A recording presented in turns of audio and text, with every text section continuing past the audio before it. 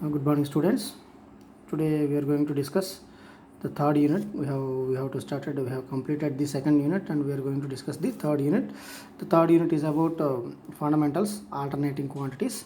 That means up to now we have seen only the DC circuits. So first of all, you have to know the meaning of AC.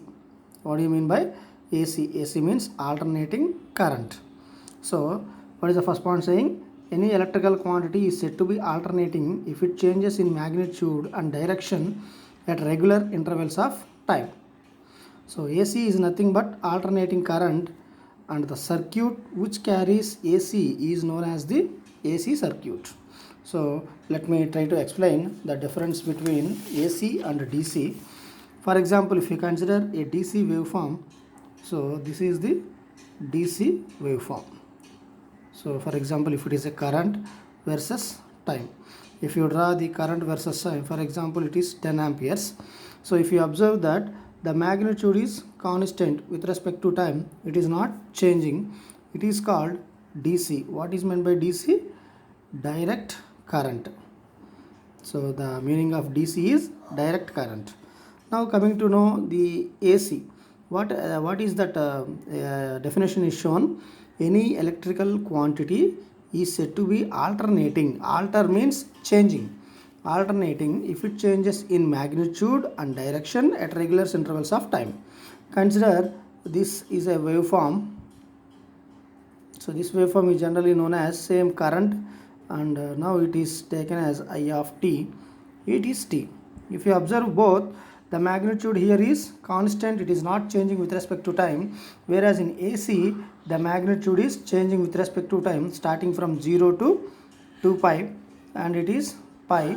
So if you observe, the magnitude is quite changing with respect to time, and the direction also changing. According to the definition, if any alternating quantity, if any quantity is said to be alternating, if it changes its magnitude as well as the direction in regular intervals of time, and it is called AC. What is the full form of AC? Alternating current. So that is a basic difference between DC and AC quantities. If you consider the DC quantity, both the magnitude is constant with respect to time, whereas if you come for the AC, both magnitude and direction changes with respect to time.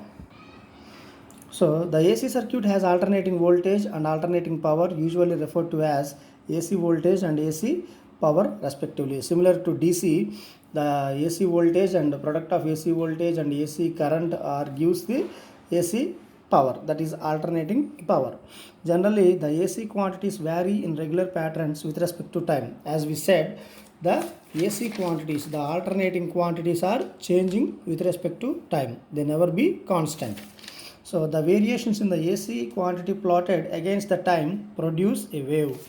That means if the variations are plotted against a time, then this will give a shape. That shape is called wave shape or waveform. So the pattern of the wave is known as a wave shape or waveform. This is a waveform.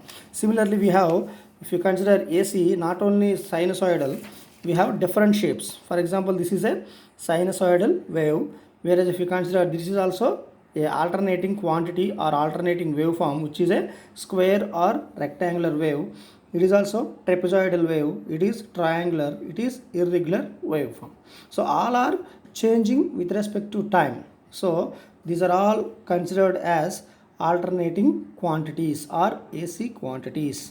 So not only sinusoidal, any quantity which changes its magnitude and direction with respect to time, they are said to be sinusoidal quantities. So now we will come to know what is meant by sinusoidal voltage and current. The alternating voltage and current are said to be sinusoidal voltage and current if the variations in their magnitude and direction can be shown by sine waves as shown in figure, like this. For example, if you consider this is a current waveform, I can draw the voltage waveform also. For example, this is V of t. It is varying with respect to time. So we have taken V of t, I of t.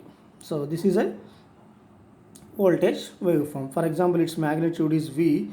Here it comes minus V0.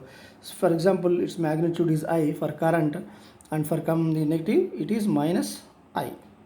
So generally AC voltages generated on large scale are sinusoidal voltages, and the corresponding currents also sinusoidal currents. So out of all these, generally if you mean that AC quantity, we prefer sinusoidal waveform, because the sinusoidal waveform has certain advantages when compared to remaining wave shapes.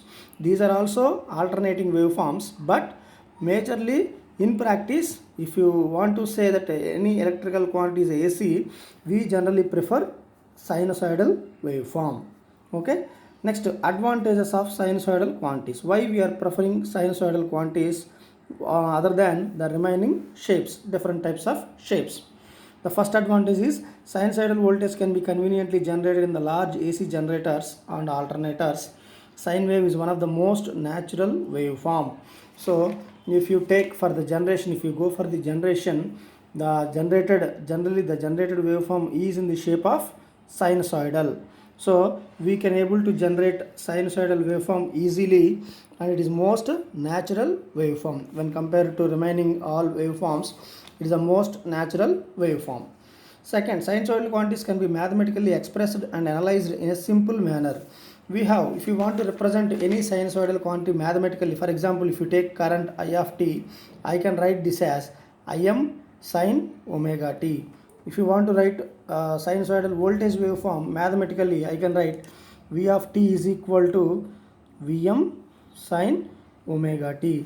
I can plot both current and voltage waveforms like this.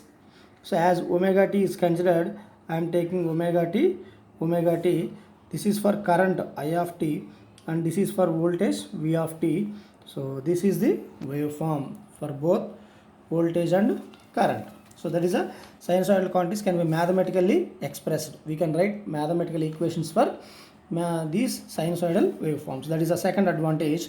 What is the third advantage? The third advantage is the vector representation of a sine wave is useful in solving complicated AC circuits. We can vectorically represent these two sinusoidal waveforms if there is any phase. Okay. So vector representation is possible with AC sinusoidal waveforms. What is the fourth one? Sinusoidal voltage produces uniform torque, minimum vibration, and least noise in the electrical motors. So what is the fourth point? Sinusoidal voltage produces uniform torque, so which is very important feature in electrical machines. If you know the operation of electrical machines, if the machine is operating smooth, it can able to deliver uniform torque. That means without any changes or without any pulsations in the torque, you can able to generate a uniform torque. Minimum vibration. If you consider any electrical machine, if it operates smooth, its efficiency will be good. So the minimum the usage of AC sinusoidal waveform gives minimum vibration and least noise. The noise must be least. So in case of if we are giving supply sinusoidal AC voltage supply to the motors, we will get uniform torque, we will get minimum vibration and least noise. These are some of the advantages when compared to the remaining any other waveforms like triangular waveform, trapezoidal waveform, square or rectangular waveform. So these are because of these advantages, we are going to prefer sinusoidal waveform as the most natural waveform. Okay.